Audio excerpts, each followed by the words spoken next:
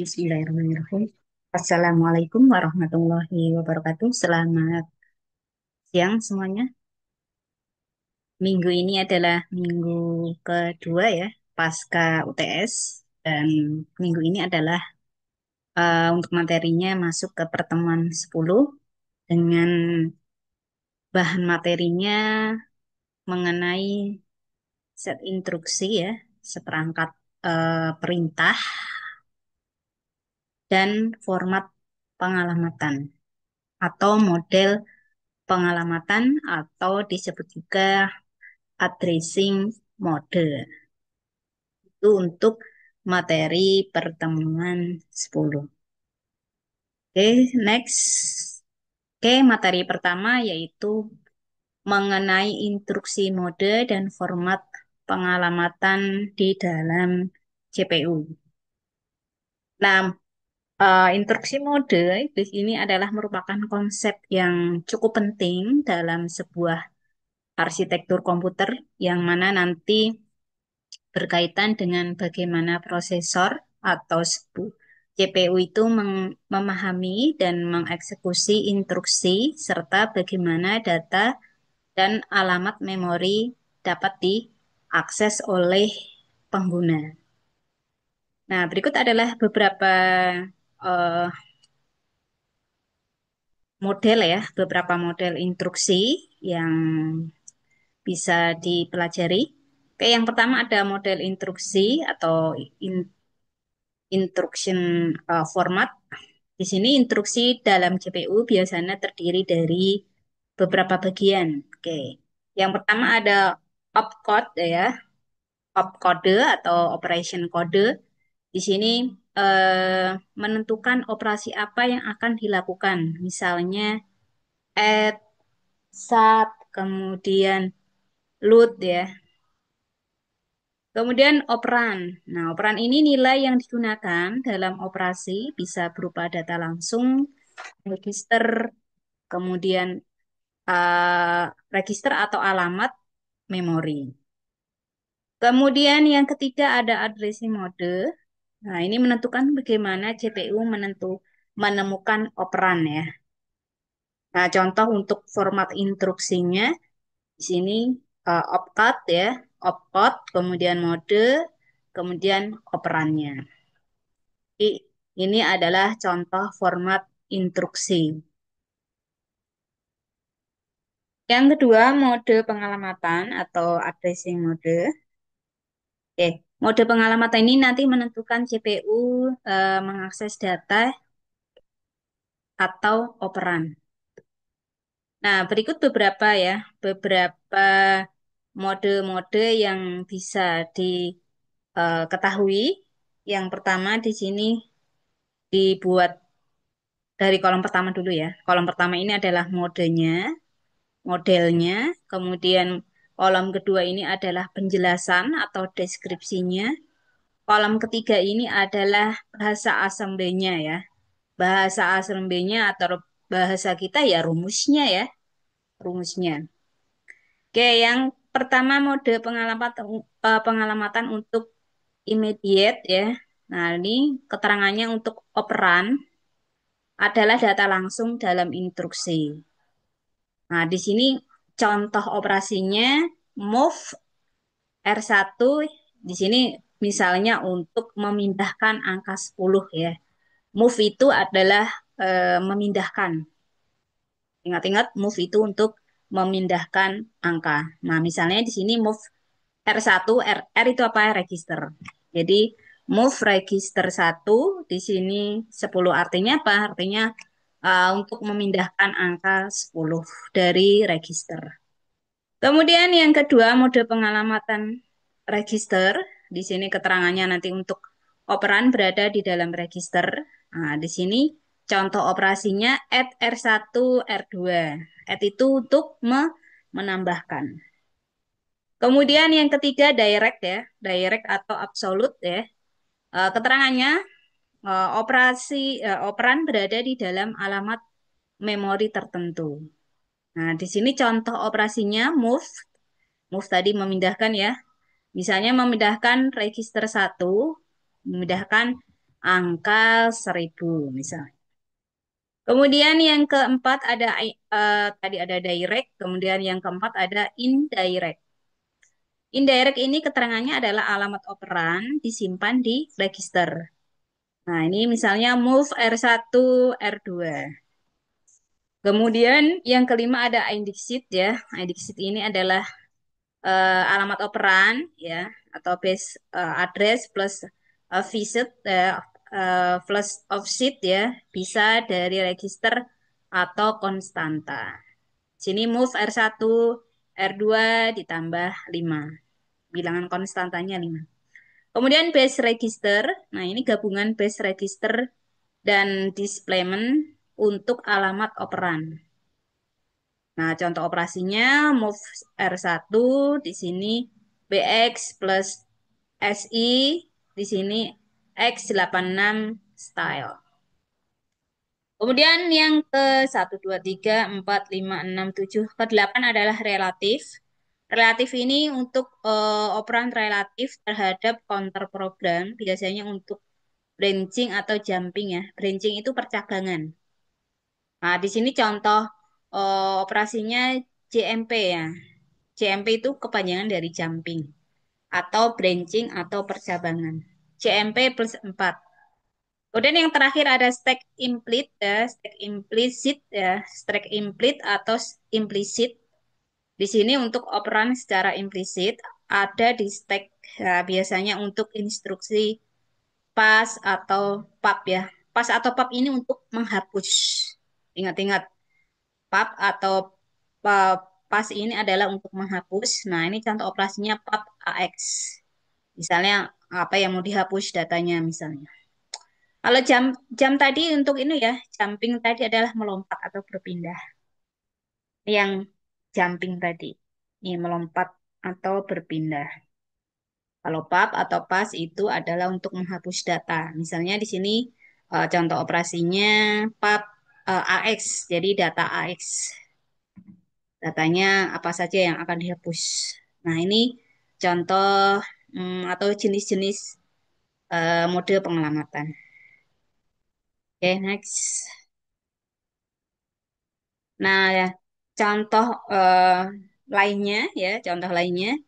Misalnya kita punya sebuah instruksi move ya. Misalnya kita akan memindahkan data AX ya dan BX. Nah, ini menggunakan register indirect addressing di mana isi dari register BX menunjuk ke alamat memori yang memuat data yang akan dimuat ke register AX ini.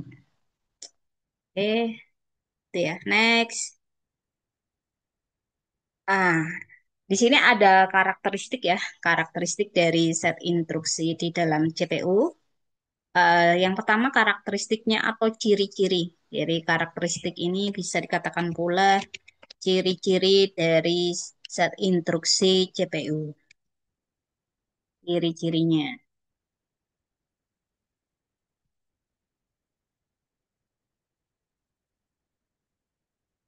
Oke, ciri-cirinya.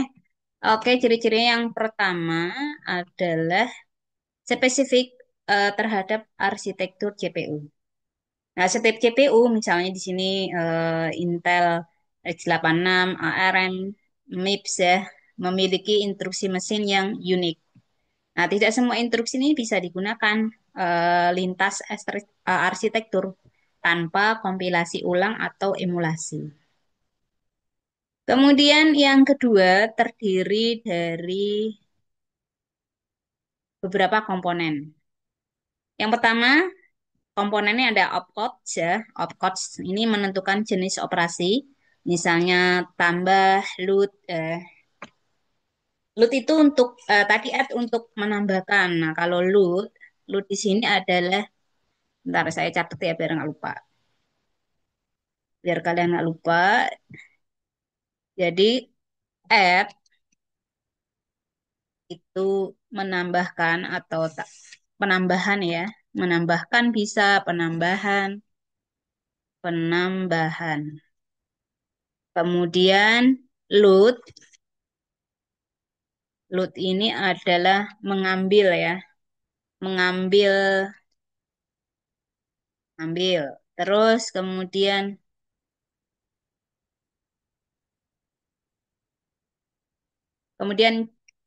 JMP atau jumping.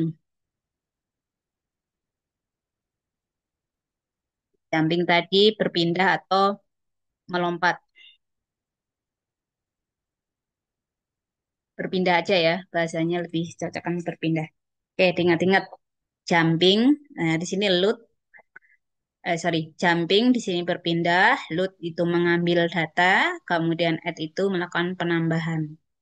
Oke, ini tolong diingat-ingat. Kemudian yang kedua, komponen yang kedua ada operan. Nah, operan ini fungsinya untuk apa? Nah, dari data yang akan dioperasikan itu bisa berupa register, nilai, atau alamat. Kemudian komponen yang ketiga ada modelnya ya. Di sini fungsinya untuk apa mode itu? Cara pengelamatan operan. Nah, nanti dilihat mode pengelamatan sebelumnya. Nah, contohnya di sini add R1, R2. Di sini tambahkan isi register R1 ke R2. Sorry, kebalik.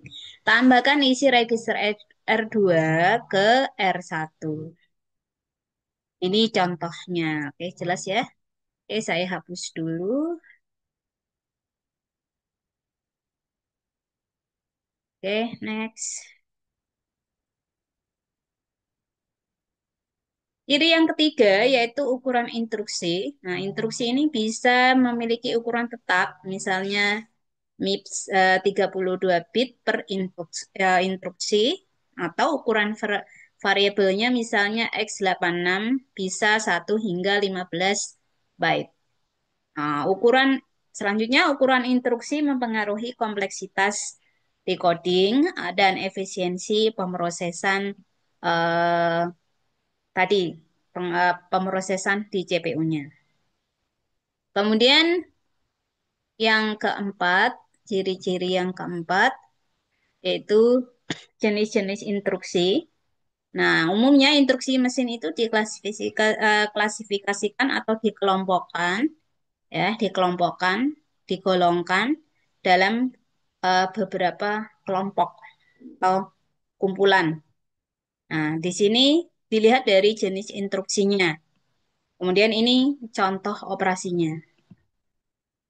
Jenis instruksinya di sini adalah yang pertama adalah aritmatika atau logika.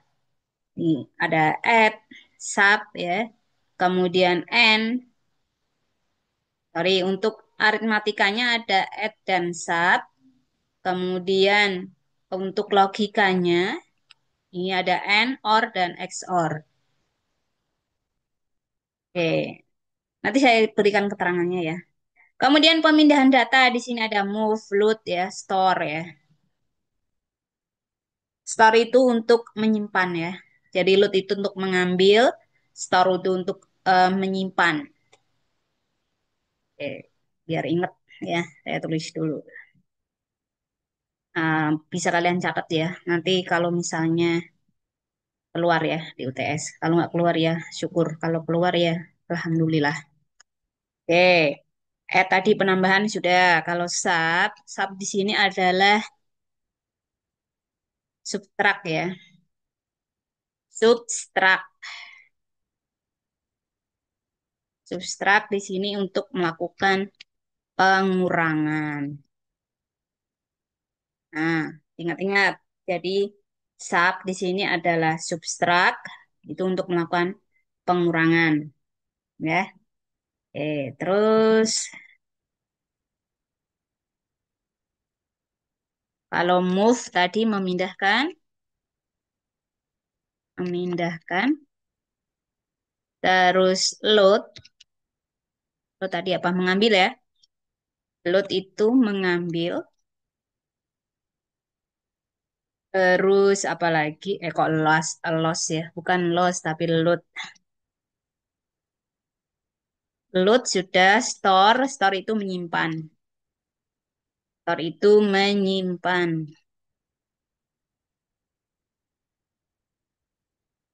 Menyimpan di mana ya? Menyimpan datanya di register.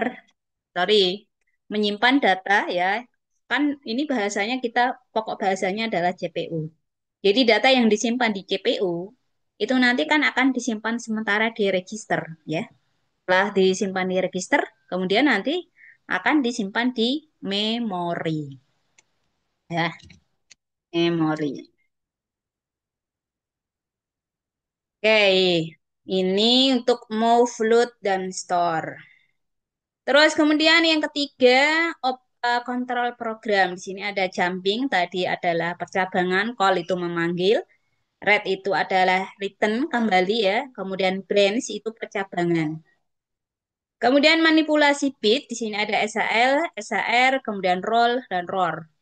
Kemudian instruksi khusus, di sini ada NOP, ada HLT, dan INT. Oke, oke saya hapus dulu. Lanjut.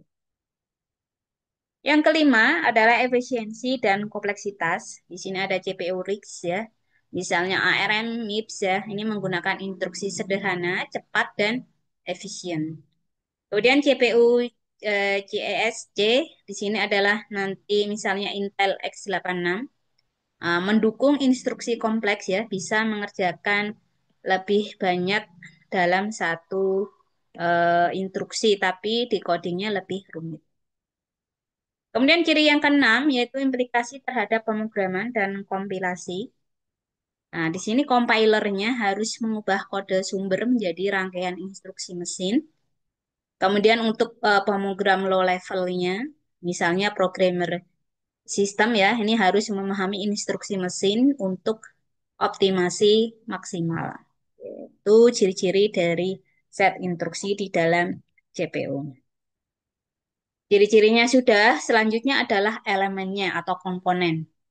Elemen atau komponen instruksi mesin di dalam CPU. Nah, ini untuk apa sih elemen ini? Elemen ini adalah komponen ya, komponen ya. Nah, ini untuk dapat dieksekusi suatu instruksi harus berisi elemen informasi yang diperlukan CPU secara lengkap dan jelas. Nah, untuk elemen-elemennya yang pertama ada operation code ya atau opcode ya atau bahasa awamnya kode lah ya. Operation kode. Nah, di sini menspesifikasikan operasi yang akan dilakukan. Nah, kode operasi ini nanti berbentuk biner. Ingat, biner kemarin terdiri dari berapa angka? Dua ya. Jadi bilangan biner itu terdiri dari dua angka. Nol itu bernilai apa kemarin? Positif. Kemudian satu itu bernilai negatif. Oke, masih ingat ya kemarin materi pertemuan 9. Oke, selanjutnya yang kedua, komponen yang kedua adalah source operand reference ya. Di sini operasi dapat berasal dari lebih dari satu sumber. Operan adalah input operasi. Kemudian yang ketiga ada result operand reference ya. Ini merupakan hasil atau keluaran dari operasi. Kemudian yang keempat, elemen yang keempat atau komponen keempat ada next instruction reference ya. Nah, elemen ini menginformasikan CPU posisi instruksi berikutnya yang harus dilakukan dan dieksekusi, yaitu elemen-elemen eh, instruksi CPU.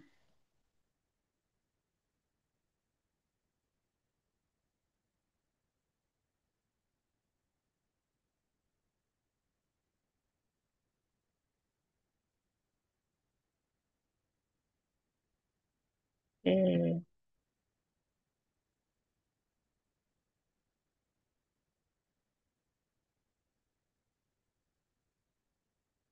Oke, itu elemen instruksi CPU. Nah, ini contoh penggunaan operasi tadi ya, elemen-elemen tadi. Oke, operanan dari operasi yang pertama di sini ada immediate operan atau operan langsung. Nah, ini nilai data langsung dituliskan dalam instruksi. Nah, contohnya move, pindahkan angka 5 ya, adalah operasi langsung. Kemudian yang kedua register operan. Nah, operan ini berada di dalam register CPU. Contohnya add A, B ya.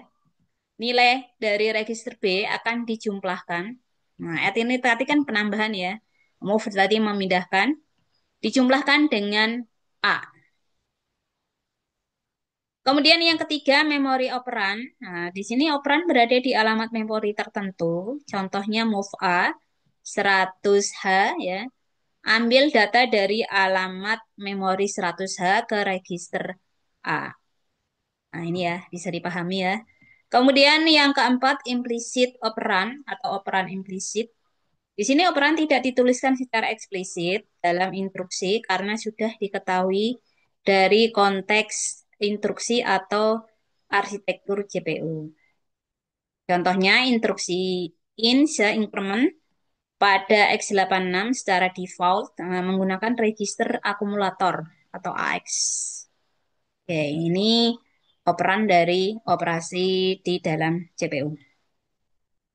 Nah, poin selanjutnya, operasinya sudah ya, elemennya sudah. Selanjutnya adalah representasi instruksi di dalam CPU. Nah, representasi ini merupakan cara instruksi CPU ditulis, kemudian disimpan, diproses oleh sistem komputer. Nah, instruksi apa sebenarnya instruksi? Instruksi adalah sebuah perintah ya. Karena ini bahasanya perintahnya di dalam CPU, berarti instruksi em, ini adalah perintah kepada CPU untuk melakukan suatu operasi dan representasinya dapat dibagi menjadi beberapa bentuk tergantung dari tingkat abstraksinya. Nah, untuk jenis-jenis instruksinya itu yang pertama ada representasi mnemonik ya atau bahasa assembly. Nah, ini adalah bentuk manusiawi dari instruksi digunakan dalam bahasa assembly. Nah, di sini menggunakan mnemonik untuk operasi dan simbol atau operan. Contohnya di sini move AX sekian sekian H ya. Pindahkan angka ya sekian sekian H. Kemudian contoh yang kedua tambahkan AX BX ya. Kemudian move add tadi sudah ya. Jadi move add itu adalah bentuk mnemonik operasi. Kalau AX, BX adalah register operan. Nah, ini diperhatikan. Nah, untuk move, add, ini adalah mnemoniknya. Kemudian AX dan BX itu adalah register operannya. Boleh nggak Bu misalnya dikasih tanda R1, R2? Boleh ya. Jadi nggak harus AX atau BX ya. Boleh diberikan simbol R1, R2 ya. RR itu adalah register. Oke. Ini contohnya sudah. Kemudian yang kedua, representasi mesin atau bahasa mesin atau biner. Nah, bentuk biner yang dieksekusi langsung oleh CPU. Nah, terdiri dari bit-bit yang mewakili eh, opcode ya dan operan. Contohnya di sini misalnya ini ya angkanya, bilangan binernya. Nah, ini adalah bentuk biner dari instruksi move al sekian-sekian ya, misalnya tergantung dari arsitekturnya. Nah, setiap bagian mewakili opcode register dan nilai. Oke. Lanjut yang ketiga adalah representasi intermediate atau intermediate code ya. Di sini digunakan dalam kompilasi dan emulasi seperti Java byte code atau ILM, WR. Nah, tidak spesifik ke satu jenis prosesor. Contohnya Java byte code ya. Di sini load 0, load 1, add, kemudian store. Ya, load tadi ambil, ambil angka 0, ambil angka 1, tambahkan, kemudian store itu menyimpan. Ya, setelah diambil, ditambahkan, kemudian disimpan. Kemudian yang keempat ada representasi micro operation atau micro operasi. Nah, level yang paling rendah ini ya menjelaskan bagaimana instruksi dijalankan oleh unit kontrol CPU. Contohnya T1 MAR, IR address, kemudian T2 MDR, M MAR, kemudian T3 AC ya, AC plus MDR. Nah, ini menggambarkan tahapan pengambilan data dan penjumlahan dalam register. Nah, untuk keterangannya saya berikan tambahan ya, nanti bingung MAR itu apa. Nah, dikira Maret lagi ya. MAR, MAR di sini adalah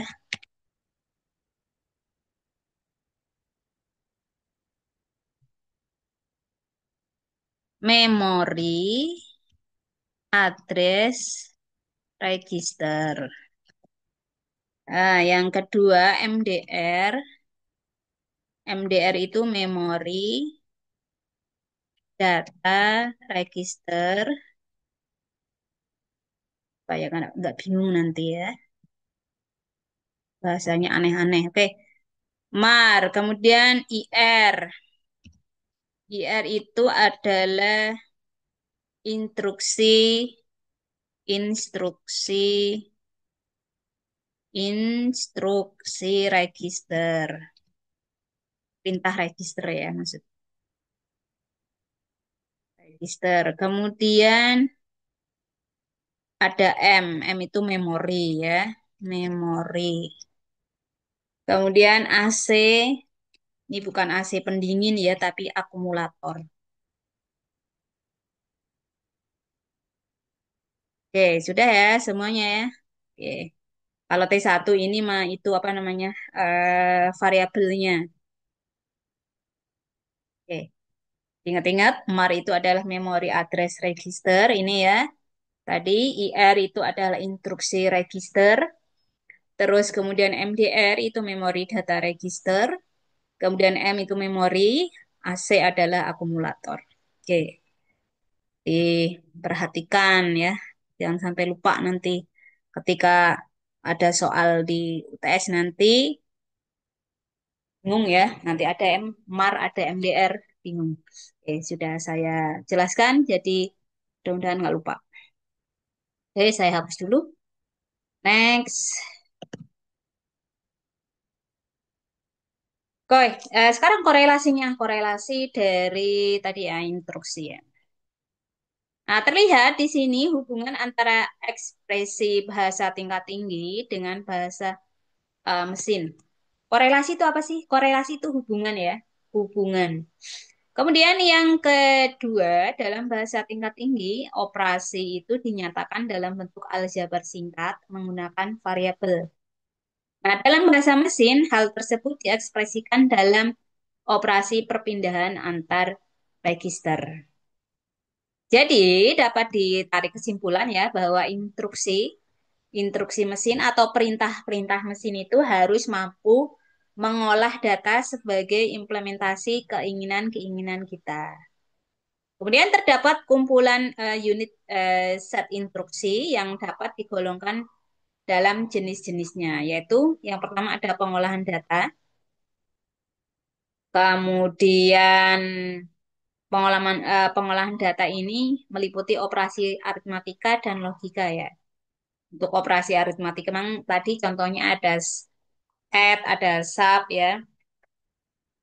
Terus untuk logikanya ada AND, ada OR ya, ada XOR dan lain sebagainya.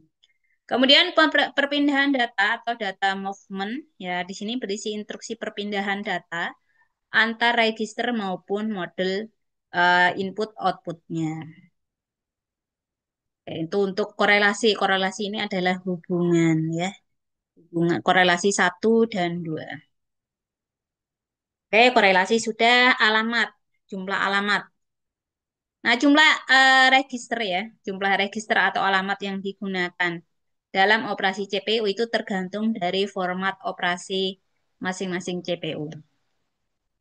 Nah, ada format operasi yang menggunakan 3, 2, 1, dan 0 register. Nah, umumnya yang digunakan adalah dua ya, dua register dalam satu operasi. Nah, desain CPU ini saat ini telah menggunakan tiga alamat ya dalam sebuah operasi, terutama dalam million instruction per second ya. Nah, untuk alamat per instruksi yang lebih sedikit akan membuat instruksi lebih sederhana dan pendek, tetapi lebih sulit mengimplementasikan fungsi-fungsi yang kita inginkan. Nah, karena instruksi CPU sederhana, maka rancangan CPU juga lebih sederhana. Kemudian, jumlah bit dan referensi per instruksi itu lebih sedikit, sehingga fetch dan eksekusi lebih cepat, dan lain sebagainya. Nah, ini contoh penggunaan set instruksi alamat 123 untuk menyelesaikan operasi hitungan, misalnya variabel Y ya sama dengan A dikurangi B dibagi ya. Dibagi apa ditambah dibagi ya? C ditambah D dikali E. Ini operasi apa? Operasi aritmatika. Nah, contoh instruksi 2 dan 3 alamat. Nah, untuk instruksi 3, di sini instruksinya sub. Sub tadi adalah subtrak ya, atau pengurangan. MPY, MPY itu apa? MPY itu adalah multiply. Multiply. Bentar saya berikan catatan ya. Tak lupa. Oh, di sini sudah ada ya. eh sub itu mengurangi. Nah, MPY-nya yang belum ada. Oke, MPY ya, MPY. MPY itu adalah multiply, multiply, di mana multiply ini sebuah operasi untuk mengalihkan, mengalihkan ya, untuk mengalihkan dua nilai atau perkalian. Nah, fungsinya untuk apa sih multiply ini? Untuk melakukan operasi perkalian ya antara dua operan. Bisa di register ataupun di memori. Nah, ini contohnya untuk operasi multiply ini misalnya begini ya. MPY di sini R1 R2 gitu ya. Nah, ini untuk MPY. Oke, saya hapus dulu. Lanjut. Oke, MPY tadi ya udah ya. Terus add apa nambahan, div itu pembagian ya, membagi. Nah, ini untuk instruksinya YA, B, TDE, dan seterusnya. Nah, untuk komentarnya, ini komentar atau apa ya bahasa kita ya, penulisannya lah ya, penulisannya. Sub tadi kan apa? Pengurangan. Nah, Y di sini variabel Y sama dengan A dikurangi B ya. Ini penggunaan operan pengurangan. Jadi sub. Kemudian MPY tadi multiply atau perkalian. Nah, di sini D dikali X. Kemudian untuk add penambahan ya, T ditambah C.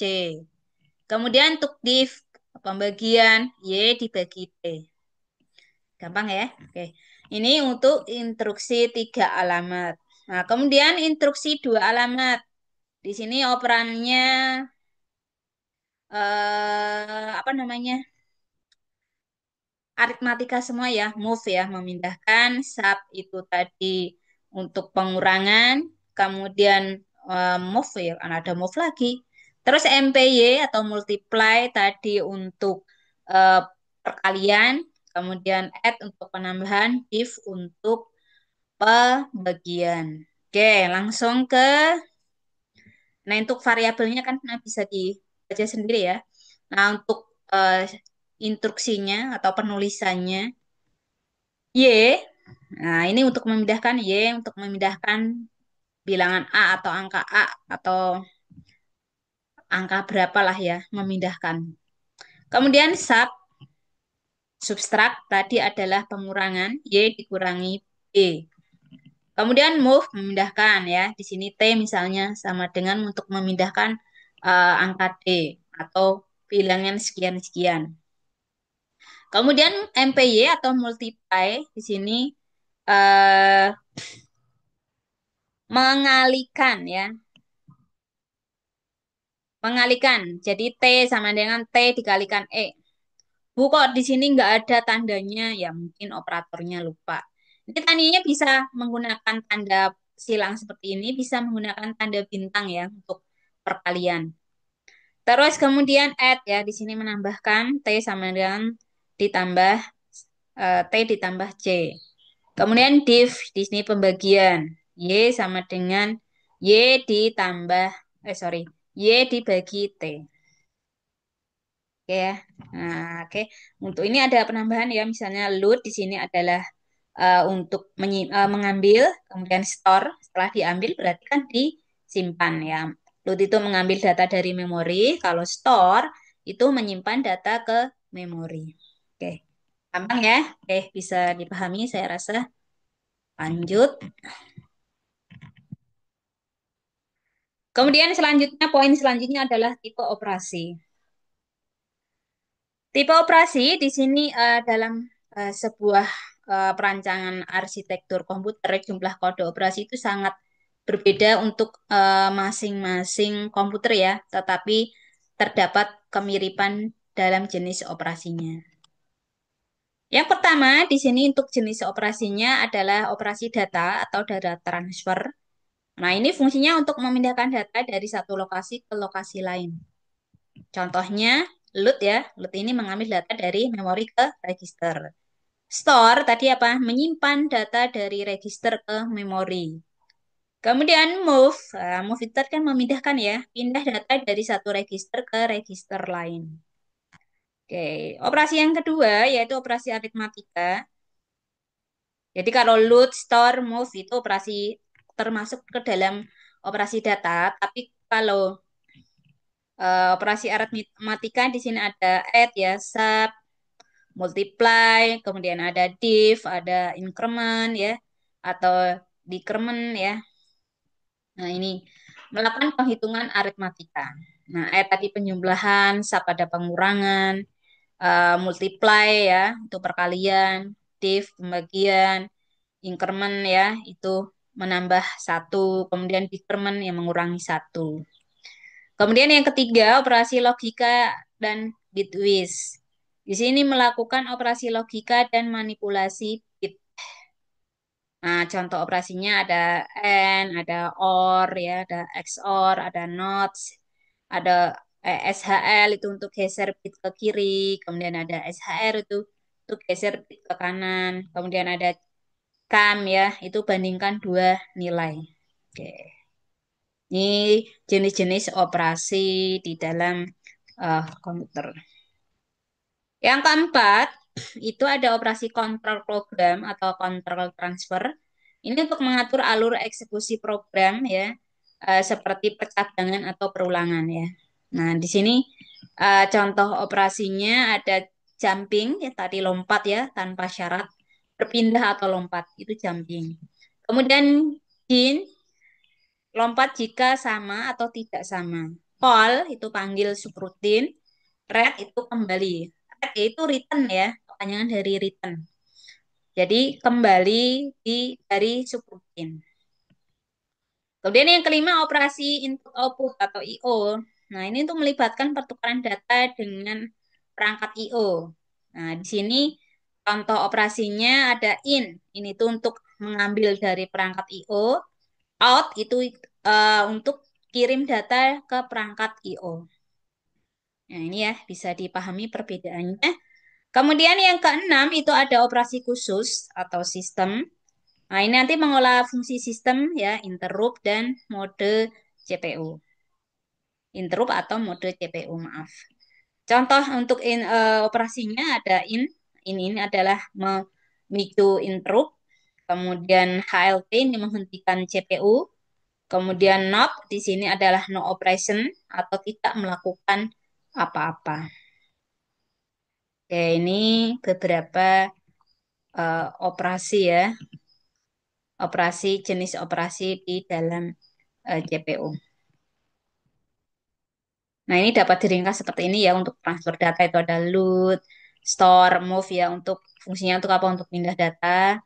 Aritmatika itu ada sub, lab ya. Sorry, ada add, sub, kemudian multiply ya itu untuk penghitungan matematika dan lain sebagainya ya. Nanti bisa dibaca sendiri. Oke, saya lanjut ke poin transfer data. Transfer data ini merupakan salah satu tipe operasi paling dasar dalam CPU ya. Operasi ini nanti bertujuan untuk memindahkan data dari satu tempat ke tempat lain tanpa mengubah nilai datanya. Nah, fungsinya untuk apa transfer data ini? Fungsinya tentunya untuk memindahkan data antara register, memori, dan atau perangkat I/O-nya. Nah, ini fungsi dari perangkat data. Nah, jenis operasinya apa saja, Bu? Jenis operasinya di sini nanti ada yang pertama ada register ke register. Nah, ini nanti fungsinya untuk memindahkan data dari register satu ke register lainnya. Contohnya move ya, move itu kan nanti memindahkan ya, memindahkan register satu,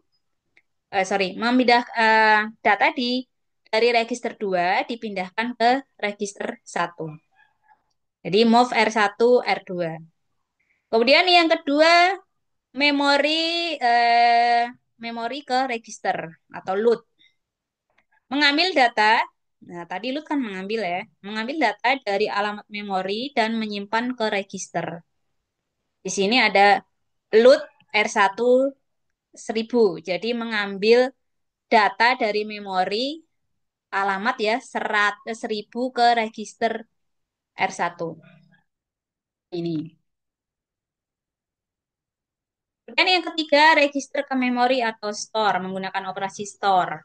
Ya, menyimpan ya. Store tadi kan menyimpan ya. Menyimpan data dari register ke alamat memori. Di sini store R1 2000 misalnya. Menyimpan ya, simpan isi register R1 ke alamat memori 2000 ya, angkanya 2000. Kemudian yang keempat, immediate ke register. Memasukkan nilai tetap atau konstansa langsung ke register. Jadi move R1 5 ya. Simpan nilai 5 ke register R1. Oke. Selanjutnya yang kelima, IO ke register atau register ke IO. Sebaliknya ya, berkebalikan. Nah, ini fungsinya untuk memindahkan data antara register dan perangkat input outputnya.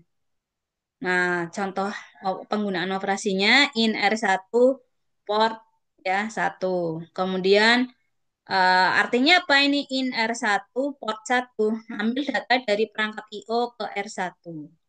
Kemudian out tadi kan mengirim ya. Out R2 R2. Nah, kirim data dari R2 ke perangkat IO-nya. Oke, ini ya jenis-jenis dari transfer data. Jadi transfer data tadi ada 5, yaitu register ke register, memori ke register, register ke memori, immediate ke register, IO transfer. Nah, ini in out ya untuk contoh instruksinya. Nah, ini untuk transfer antar register perangkat. Terus kemudian tadi untuk immediate register, ini move R1 sama dengan 10 ya, ini masukkan nilai tetap ke register. Ya, ini dan lain sebagainya. Ya, ini jenis-jenis transfer data. Oke, poin terakhir ya. Poin terakhir itu mengenai mode pengalamatan ya. Tadi di awal sudah saya berikan penjelasan sedikit mengenai mode pengalamatan ya. Jadi mode pengalamatan ini adalah sebuah cara ya, cara CPU nanti menentukan lokasi data operan yang digunakan dalam sebuah instruksi. Kenapa? Ini sangat penting ya. Jadi mode pengalamatan ini sangat penting dalam desain prosesor karena apa? Karena nanti menentukan fleksibilitas dan efisiensi instruksi. Sebenarnya mode pengalamatan ini fungsinya untuk apa sih? Nah, fungsinya Di sini tentunya untuk menjelaskan bagaimana dan di mana menemukan operan yang akan digunakan oleh CPU saat mengeksekusi instruksi perintah atau perintah.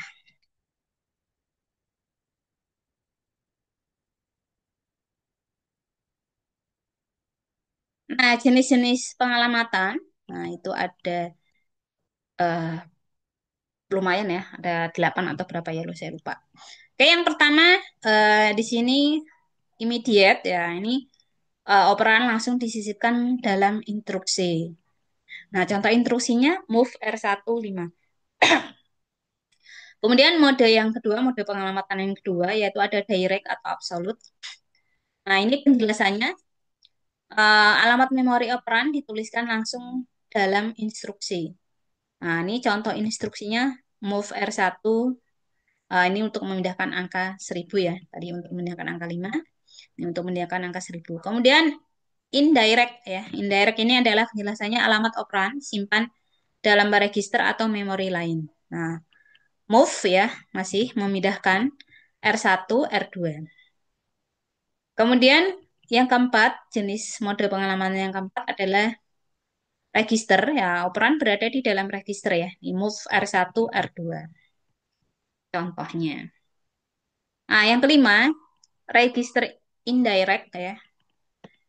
Alamat operan ini berada di dalam register, bukan nilai operannya langsung. Nah, ini ada move R1, R2 ya. R2 sama dengan alamat. Kemudian indexed ya. Indexed ini adalah operan berada dalam alamat hasil penjumlahan antara alamat dasar dan office. Nah, contoh operasi instruksinya move R1 ya, R2 di sini ditambahkan 4. Yang ketujuh relatif. Nah, relatif ini operan berada di dalam alamat relatif terhadap program counter atau PC. Nah, di sini menggunakan operasi jump ya, jumping ya. Jumping adalah tadi eh, meloncat ya atau berpindah. Jumping PC atau program counter plus 8. Kemudian yang terakhir base plus offset ya. Di sini gabungan register dasar dan offset ya.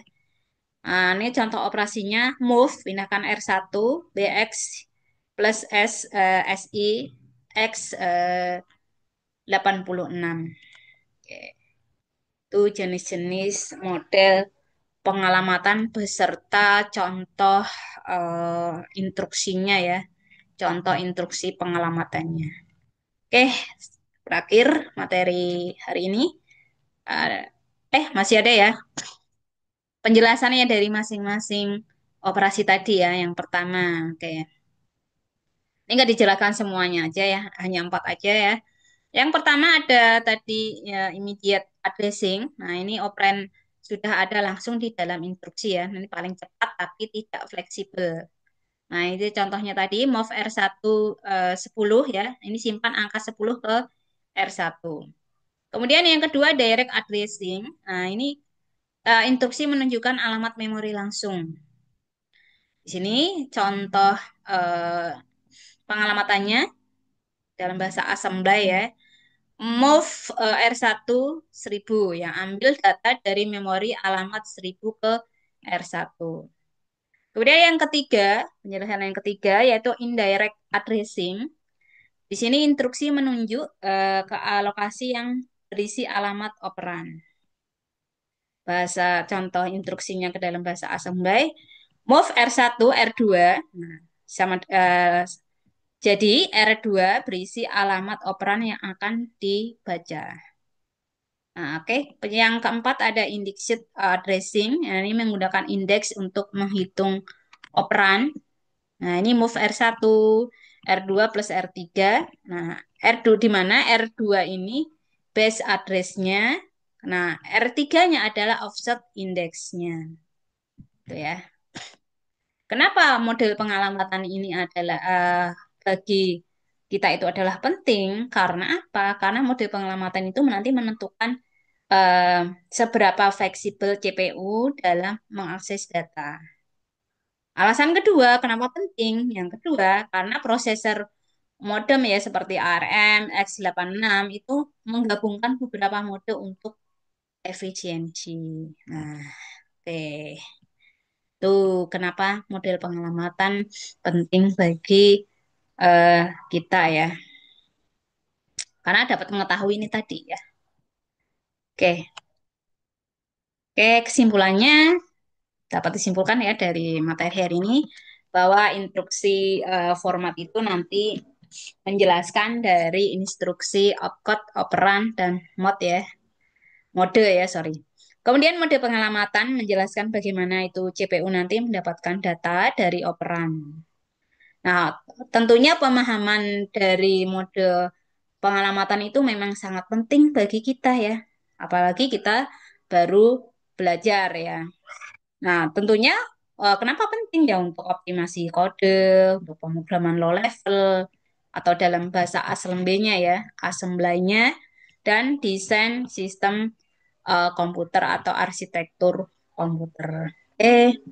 Demikian materi hari ini ya, tadi mengenai set instruksi eh, dan mode pengelamatan di dalam CPU. Tadi ada beberapa sudah saya bahas ya mengenai eh, beberapa operasi-operasi yang digunakan, kemudian transfer data ya, terus kemudian mode pengelamatan dan lain sebagainya. Oke. Dari penjelasan yang sudah saya sampaikan tadi, kalau misalnya masih ada yang belum jelas ya, atau ada yang mau ditanyakan, nanti silahkan seperti biasa ya bisa didiskusikan di grup yang sudah ada atau bisa juga didiskusikan di MyBase ya, forum diskusi.